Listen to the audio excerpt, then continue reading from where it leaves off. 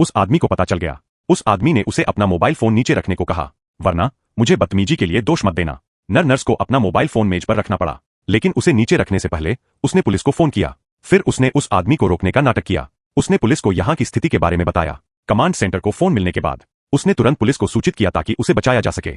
इस समय उस आदमी ने नर्स से सारे उपकरण बंद करने को कहा। जब बाकी सभी लोग दीवार के पास खड़े हो गए, युवा डॉक्टर डर गया। युवा डॉक्टर पीछे हटने लगा।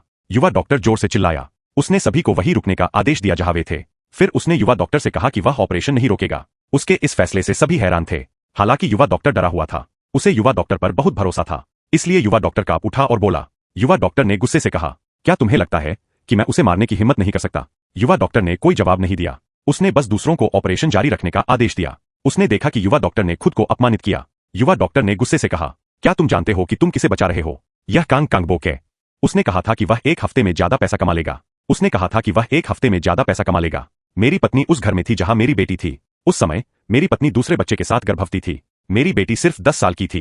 क्या तुम जानते हो कि उस कमीने को कितने समय की सजा हुई थी? क्योंकि यह पहली बार था जब उसे 3 साल की सजा हुई थी। बाद में उसके अच्छे प्रदर्शन की वजह से उसे 2 साल पहले ही रिहा कर दिया गया। क्या तुम्हें लगता है कि यह मजाक है? क्योंकि मेरी पत्नी का गर्भपात हो गया था। मेरी बेटी यालिन जिंदगी भर पेशाब में गिरती रहेगी। लेकिन जिस कमीने ने गलती की उसे सचमुच रिहा किया जा सकता है। क्या तुम्हें लगता है कि इसमें कोई तुक है? वहां मौजूद लोग हैरान रह गए। उन्हें उम्मीद नहीं थी कि उस आदमी का अनुभव इतना दुखद होगा। कृपया मुझे बताएं कि आपको कैसा लग रहा है। तुम उसके साथ जो चाहो कर सकती हो, लेकिन तुम्हें मेरे ऑपरेशन खत्म होने का इंतजार करना होगा, क्योंकि अब वह मेरा मरीज है।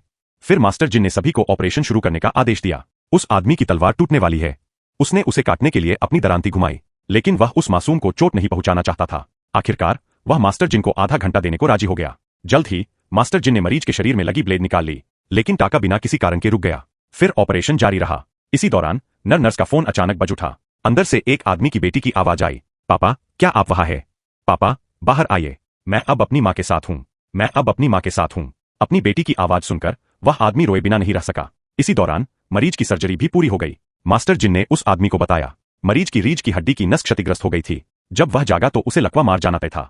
अगर तुम इस तरह के दरिंदे के लिए हत्यारा बनोगे तो तुम अपनी बेटी के बड़े होने का सारा समय गवा दोगे। अब हमने अपना काम कर दिया है, तुम जो चाहो कर सकते हो। फिर मास्टर जिन नर्सों को ऑपरेशन रूम से बाहर ले गए। वह आदमी दरांती लेकर जानवर के पास गया। वह जानवर के टुकड़े टुकड़े कर देना चाहता था, लेकिन आखिरकार वह ऐसा नहीं कर सका।